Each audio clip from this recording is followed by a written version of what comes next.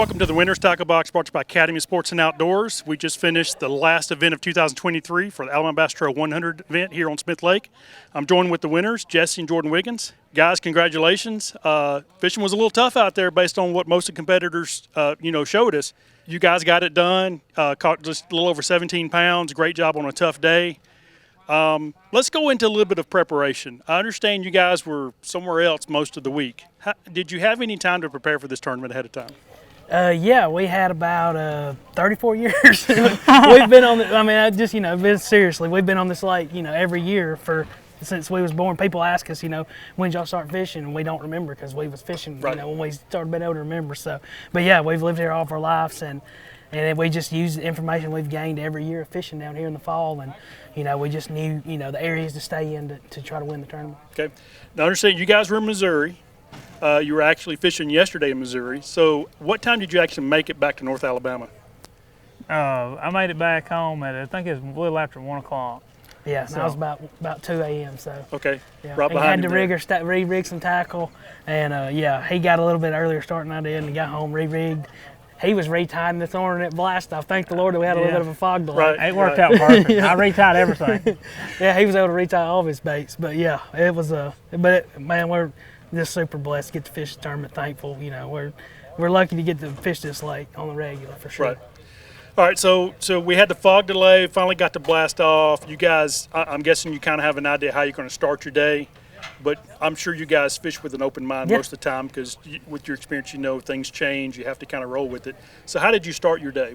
Yeah, so we knew we fished a tournament down here last Saturday, and the first half of the day we didn't have a single fish. So we knew not to go do that again in the morning. So we did something else, and we actually caught 1 or 2 just small keepers, and then we made the run to the creek where we ended up catching them. And we knew if it was going down in there, that's where we could win the tournament at. And luckily we got there and it was going down. Yeah. Okay. It was good.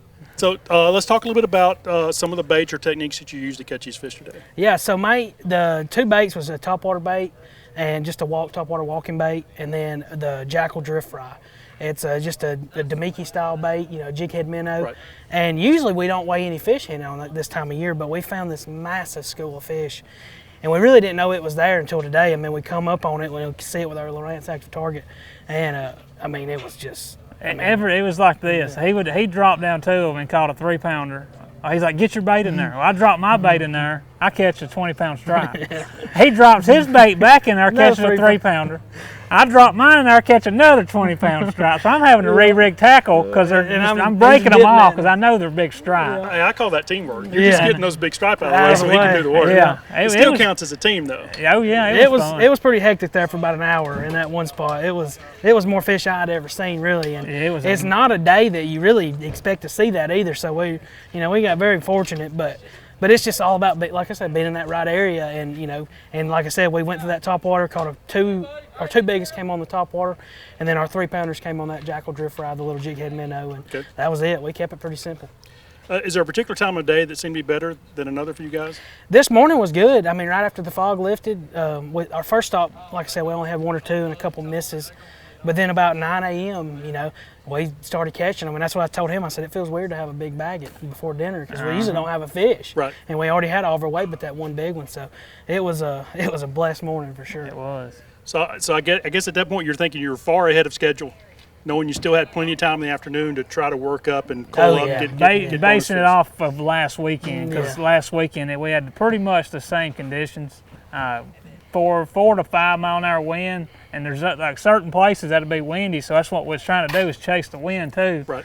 And but man, it worked out. But they was biting with no wind because I caught the biggest one and it was glass. Yeah. And that when I caught it, I'm like, we're probably gonna win. Yeah. Because you normally don't catch that fish, because. I mean, it come up. It had all 3 trebles in its mouth, or in its face. Living right. Those fish don't read the same textbooks we do. And that's very true. No, that's like I said. That's the area though. Once you get in that winning area, like things happen around on this lake. That's for sure. Now I know the bite can be finicky up here sometimes. Tell us a little bit about your rods, reels, line size, whatever it is that maybe helps you get the extra so bites. The rods, we both use St. Croix rods, just 7'2" mediums. and making a long cast. Actually, the rod is a bisex, and it's a 7.2 medium heavy, and you can bomb that topwater bait. And the new 7 reels we got, rigging them up with straight braid, just 30-pound braid where you can throw as far as you can. Right. You can literally empty the spool on it, and that comes in key sometimes if one has to come up busting. Especially when they're in pressure and too. stay way off of them. Right. Yep.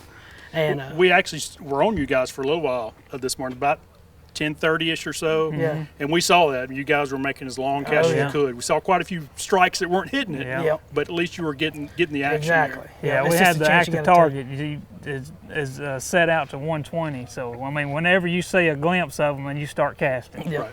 Yep. So, because that's a big key too, is like pressure, man. They know when that boat's close to them. Right. It's getting harder and harder. It's more, very more, hard. more guys that It do it. is. Getting harder and harder. Exactly. It is. No Congratulations, guys. It's a great win. $25,000 is a great win anywhere. doubt. Yes, sir. Yes. Congratulations, guys. Thank you. Thank you. Folks, before you head on your next adventure, be sure to stop by your local Academy of Sports and Outdoors, where you can find all the gear these guys use. I can't guarantee you win $25,000, but you at least have a chance to catch some fish.